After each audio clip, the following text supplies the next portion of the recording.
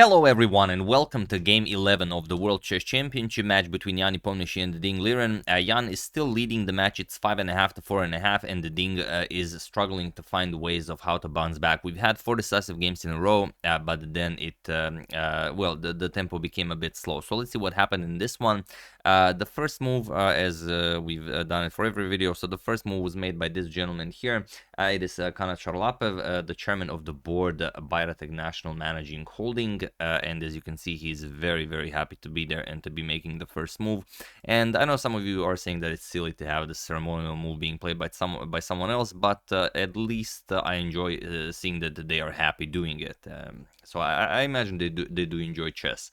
But that being said, let's check out the game. So we again have pawn to e4 by Nepo, and the Ding goes for pawn to e5, which means we're going to have another Ruy Lopez, knight f3, knight to c6, bishop to b5, the Ruy Lopez is on the board, and now not knight to f6, the Berlin defense. Ding didn't really get anything in game 9 with the Berlin, so he goes for pawn to a6, Morphy's defense, and again, everyone's been asking the question, will we see a martial attack? Chances are we will not, because it's Ding who has to come back in the match.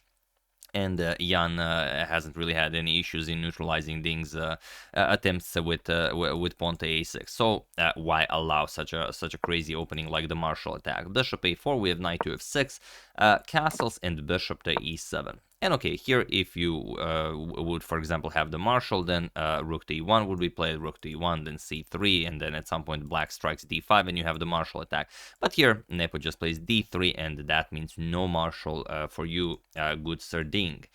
We have b5, we have bishop to b3, and now pawn to d6. And now the position is a very well-known one. There are so many games in the database, and both Nepo and Ding had already this position. Ding even defeated Magnus Carlsen with the black pieces from this position. He defeated him in St. Louis in 2019, and in that game c3 was played. And also, interestingly, Nepo had this position against Ding Liren also in this World Chess Championship match. We've already seen it in game 5, where c3 was played. But here we have pawn to a3. Pawn to a4, also a very nice move, but here we have pawn to a3, and now knight to a5. Here, Nepo already defeated the Ding in this position. If you guys remember, in the candidates tournament, in the 2020 candidates tournament, castles was played after pawn to a3 was made. But here, Ding deviates from that game. He lost to Jan, and he plays knight to a5. Goes after the bishop, bishop to a2, and only now pawn to c5. And interestingly, again, not new territory. Jan Nepomniachtchi already had this position with the white pieces against Magnus Carlsen, and interestingly, Ding had this exact same position with the black pieces against Vishwanathan Anand. So here, knight to c3, we have bishop to e6, and now bishop to g5, just nicely developing castles, and here bishop captures on f6. There was some talk of maybe pawn to b4 first, and you should always check this move if it's possible. Let's say knight to c6, now you trade once, captures, and now you trade, captures on f6, bishop captures, and now, for example, captures, and the Ding would be left with a doubled e-pawn, but it doesn't look like something that you can forcefully lead into some still drawish waters, because, well, the bishops here, the knight has access to d4, the rook has the semi-open f-file, maybe giving black too much to work with. So instead, just bishop captures on f4, bishop captures, and now knight to d5. Just playing very solid moves. We have g6, Ding wants to move the bishop to g7, so he doesn't have to worry about knight captures on f6 every move. And now, a lot of moves to consider here. Maybe a nice slow c3, maybe b4 now, maybe you can capture something. Here we have queen to d2.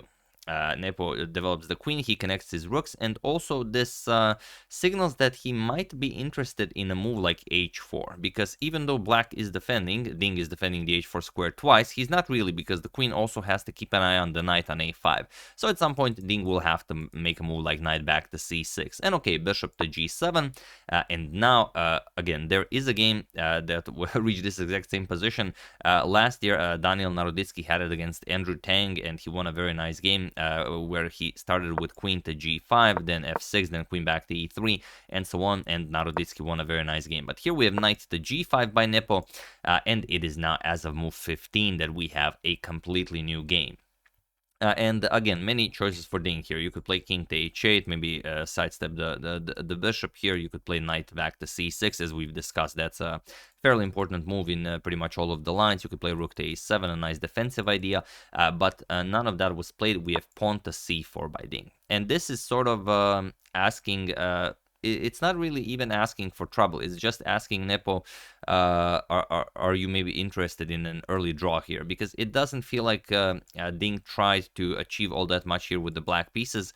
Maybe he will look for his chances with white. But the situation on the clock is Nepo spent really no time here. He has an hour and 51 minutes on the clock, and Ding is down to 1 hour and 30 minutes. And okay, we have knight captures on e6. Nepo accepts the challenge, f captures, and now knight back to e3 with ideas of capturing on c4. Bishop to h6, now stopping the knight from moving, and the rook 8 to d1. Again, saying I just want to capture on c4 and then pick up the d6 pawn. And now there are a couple of moves to consider here. One, you could play the solo rook to b8. You could play queen to b6. It's also a move that was discussed quite a lot because, okay, you develop your queen to a nice diagonal here. The problem is there's knight captures on c4. And now you also target the bishop here. And okay, let's say b captures on c4, queen captures on h6, queen captures on b2, and now bishop captures on c4, knight captures, d captures, and queen captures on a3. It's equal material, but it looks scary for black. For example, rook d3 attacks the queen, and now, okay, you can't play queen b4 because rook b3 to b7. But also, if you just move the queen to c5, something like h4 can be played h5. Looks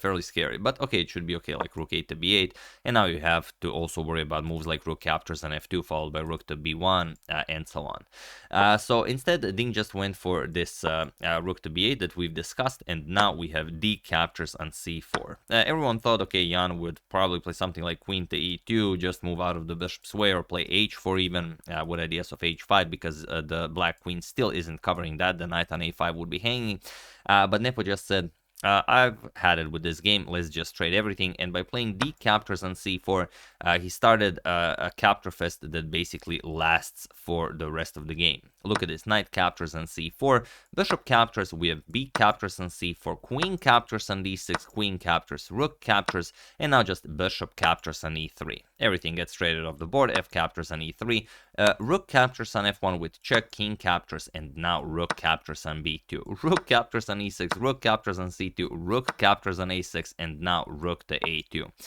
Putting pressure on the a3 pawn, but everything will just get traded off. Rook c6, rook captures on a3, rook captures on c4, and now rook captures on e3. It's equal material, only a pair of rooks here, so not much to look forward to. King f2, we have rook to a3, rook to c5 going after the pawn, but it's not a problem. Rook to a2 check, king to f3, king to f3, rook to a3 check, king g4, rook a2 now going after the pawn, king h3, rook e2, and now rook captures on e5. Nepo wins the pawn, but there's no way to hold on to it because the king will contest the rook here.